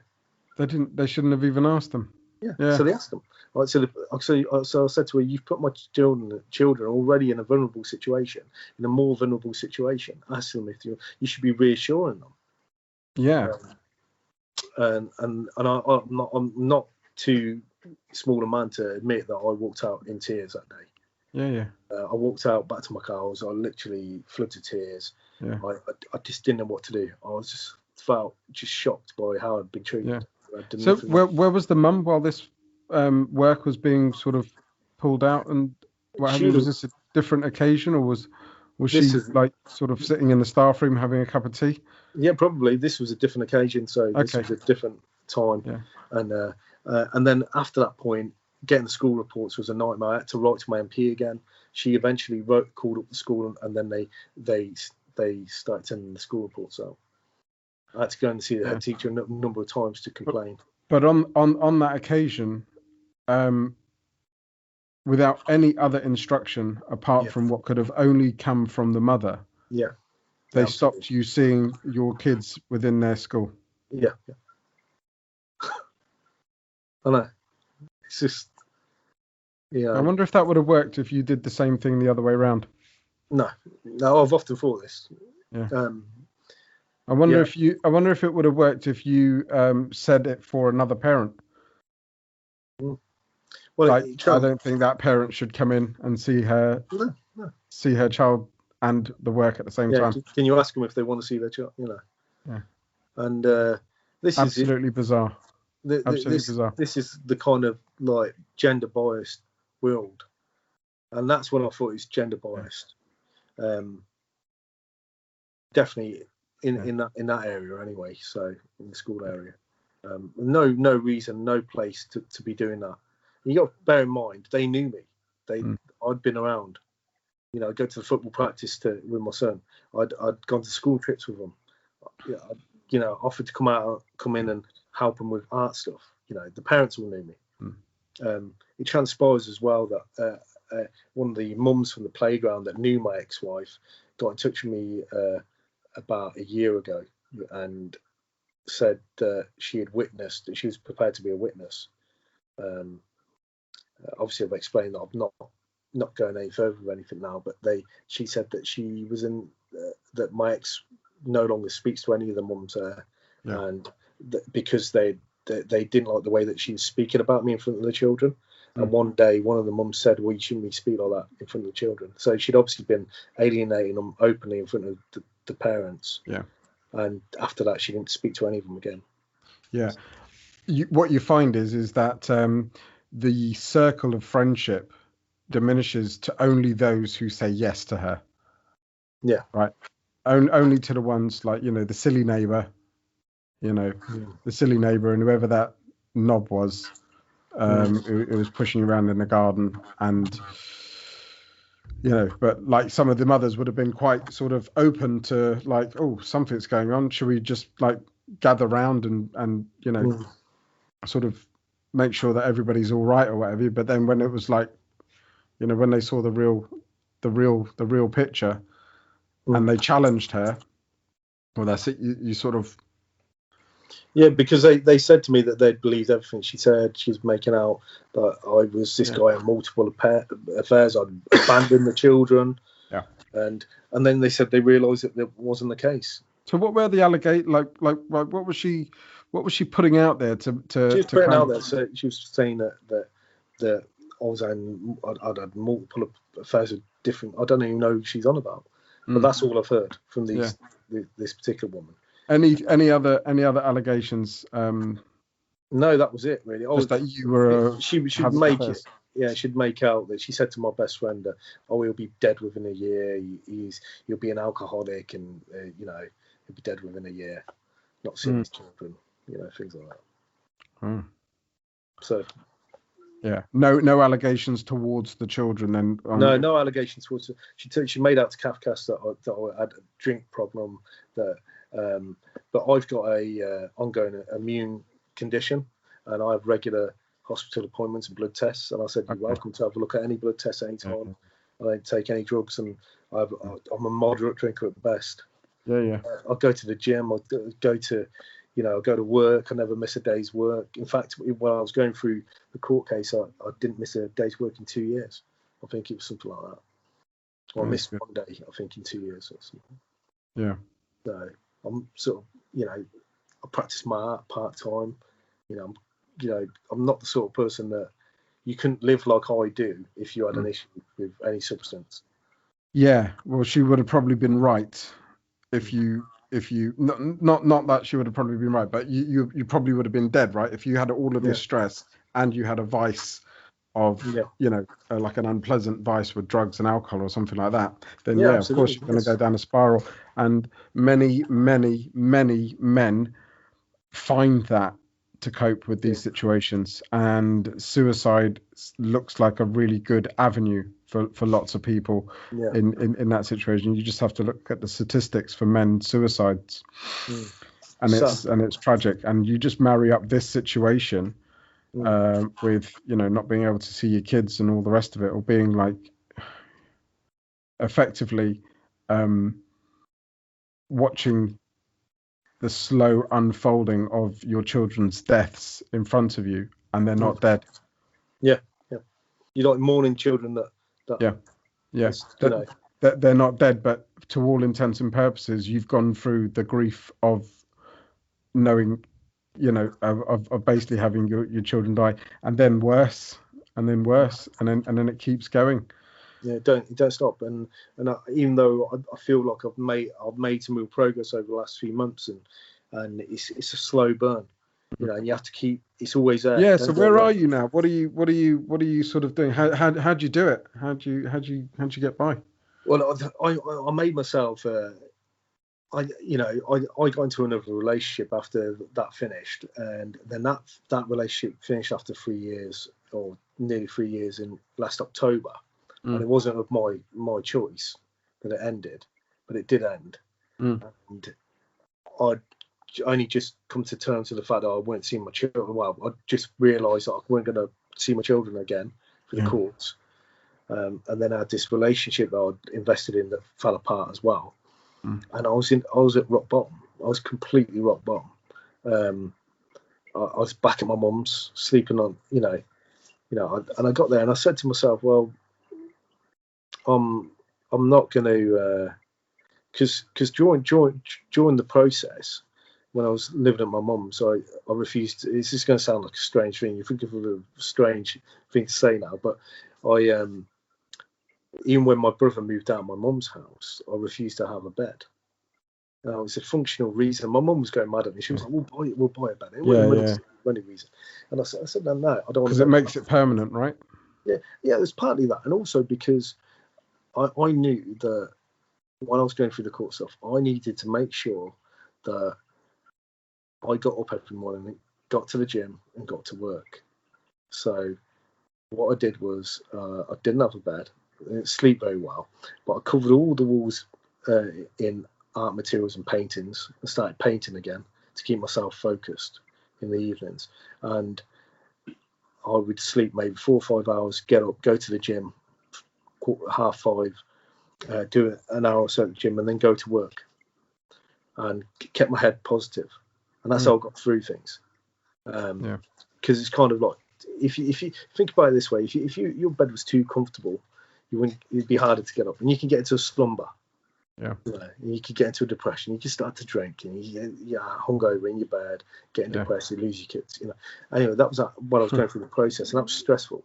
It's my mechanism. It's a mechanism. Listen, I'm so like, that's such an amazing thing to do. That's such an amazing thing to do. And next time you see your mum, you give her a big kiss and cuddle for me, because I think she's amazing. She must be a rock for you to be able to do that. But fucking well done to you, man. Well done to you, to even having the presence of mind to just like go, do you know what? No, that is massive, mate. That is what, I don't even want to say that's what men are, but that is just like what makes us so fucking good, so good. You're good for you, and I bet you're good for a woman. I bet you've got a partner who I've got a lovely new partner now. She's absolutely amazing. I bet that's fantastic for her as well, just to have that kind of man around who can think like that at the bottom of the trough. Yeah, I think you get to that point and you go, well, sink or swim, isn't it? And you go, well, you got to think laterally, and you got to go, well, okay, what am I going to do here? Because what can you do? And I had like an epiphany. I thought, well, no, I'm not being beaten by this. Yeah. I'm not being beaten by. I'm bloody minded as well. I'll be honest with you, I'm bloody minded. Yeah. But if I do that, who wins? Yeah. Yeah. Like if I top myself, or if I go down, who wins? She wins, right? Yeah, exactly. Yeah. I'm going to be more positive. I did a series of painting. I painted more than I ever have. Did a series of drawings. And I've been really sort of getting some movement on that now. I've found myself a beautiful new partner, and she's got a lovely little girl that's in my life now as well. Yeah. And that's going amazing. Mm. But I got here because I stayed positive. Yeah. And if you stay positive, karma will come around, and it does. It's taken a while, and it doesn't mean that, and I'm still writing to my children. I'll still be trying with my children. I'll always be, and my door will always be open to them, always, no matter what. But I kept myself positive by, exercise is important. Keep yourself healthy. I'm not a gym head. I hate the gym. I hate that kind of atmosphere. Go in there for an hour, 45 minutes a day, every other day, or whatever you can do. Yeah. And just keep yourself focused. And find yourself a purpose and a responsibility. Because if you got to think, the problem is, and I think this is why people get into the situation where they get depressed, is that for a dad, a genuine dad, and these are the dads that genuinely, not the deadbeat dads, because they didn't give a shit anyway, they'll go anyway, right? But the dads that care, and they're not the ones in court fighting for access to their kids. That's the irony. Let's just get that out there, because the dads that we're talking about are the dads that are in the court system fighting to see their kids. Yeah. You got to think, so those dads are dads that have been responsible all their life, and their purpose was their family and their children, and their purpose has been taken away. Their responsibility has been taken away. If you take away someone's purpose and responsibility, it leaves them like a shell. And you've got, and if you're in that situation, and it's sad that you're in that, no matter what happens to you, if you get in a situation, you create yourself a purpose. First thing, create yourself a purpose. Make your bed. It can be a small thing. Create yourself a purpose. Create yourself a responsibility, and that's the best step forward you can do, because that's the only way you're going to get out of it. That's very true, mate. There you go, man. I think that's been a pleasure. I know that's been a pleasure. That's been. I sit around and I think about what the next podcast is going to be like, and I think, like yesterday I had a podcast with a chap called Ahmed that will come out as well. And had one with Sally Ann as well. I got a couple more lined up as well. But I sat there and I thought, I wonder what Darren's like. I wonder what Darren's story's like. Do you know what I mean? Yeah. And you've blown me away today, mate, in just how resilient you are in facing this. And I'm so sorry this has happened to you, but in another way, it's presented you as someone who's obviously capable of being really resilient around that. And I genuinely, from the bottom of my heart, mate, thank you for picking up the baton on my request to come and have a conversation, and doing it so articulately and so well. And you've really shared what could only be the most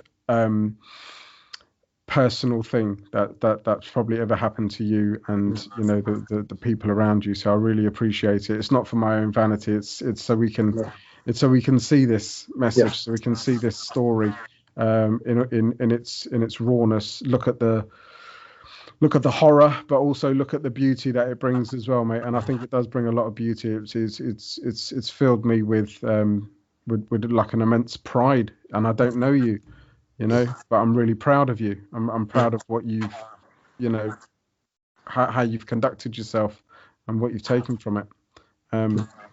And I want to keep in contact, and I hope to follow this journey with you as we go, as the podcast develops, etc.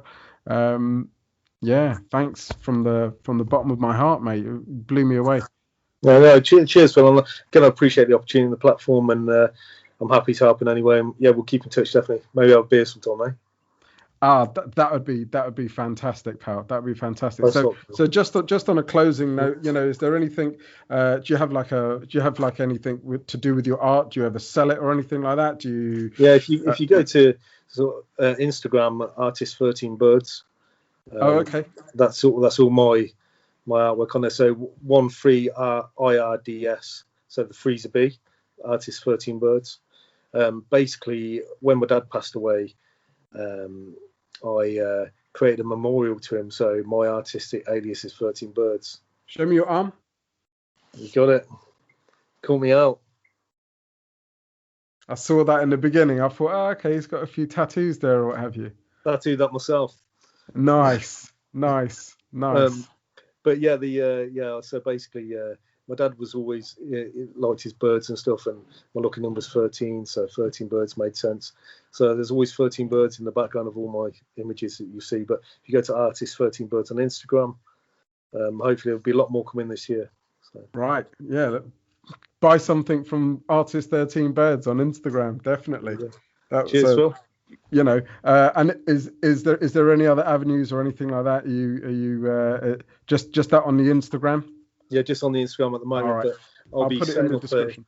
I'll be setting up a professional website in the next few months, and then publishing some originals. So look out for that. Yeah. Okay. No worries. Well, I'll stick it in the description and stuff. And as we talk about it now, I'll edit something to pop up on the screen there for you, and like hashtag it in or whatever. I don't know. Yeah. So, something happens. Anyway. I'm not great either on it, but yeah. Well, I just started my Facebook page for this podcast now as well. It just used to be on YouTube, so I'm going to be updating Facebook and stuff like that for it as well. But Darren Rolinson, thank you so much. Thanks you for contributing to the Philip Maloney podcast. I'm very, very grateful for your story, and watch this space. And thanks for putting this in the series that we're doing around sort of parental alienation, the family courts, etc. CAFCAS, social services. I think something needs to change there, and there has to be a much more accountability. But watch this space. Definitely, I'm happy to contribute. Take care. All the best, buddy. All alone with your kids, with your wife, or with your dog. You can listen anywhere. You can listen everywhere to the Philip Maloney podcast.